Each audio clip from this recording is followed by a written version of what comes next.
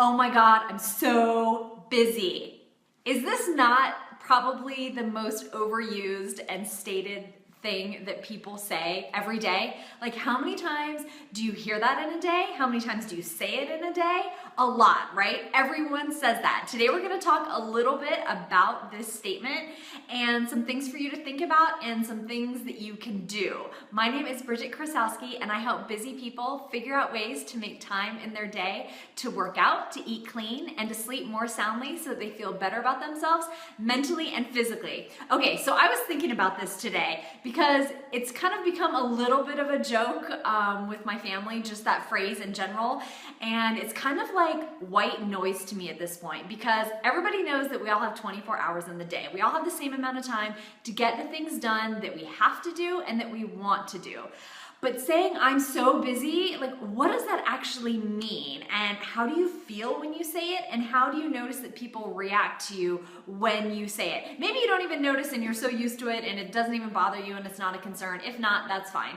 But I would like to encourage you, if you find yourself saying this a lot, is to really stop for a minute and to think about what are you so busy with, right? Have you ever taken the time to sit down and really write down how you spend your day? How are you spending the hours of your day and really looking at it? Now, I totally get if you're working, there's certain things that you have to do. You don't have a way around it. Your boss has, you have to do certain things. I get that. In your personal life, you have certain things that you have to do. Totally get that, right? What I'm asking for is for you to consider how you're spending your time and then owning that time so you can be more, I would say positive, because I don't think saying I'm so busy is a very positive statement. I think it's an empty statement, and I'm guilty of it too. I say it a lot. I try not to, and I catch myself because now I just roll my eyes because I'm like, I'm so busy. Like, no, like, how are you choosing to spend your time? And even the time that's not really your own per se, because you're at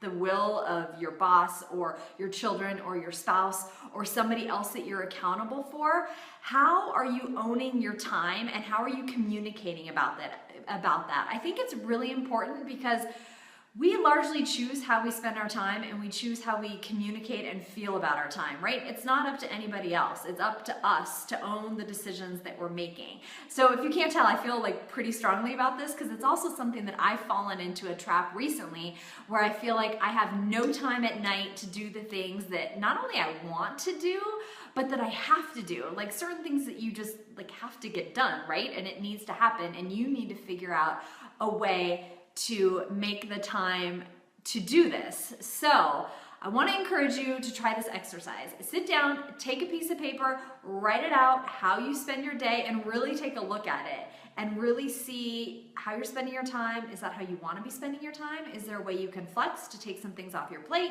to delegate, to ask someone for help?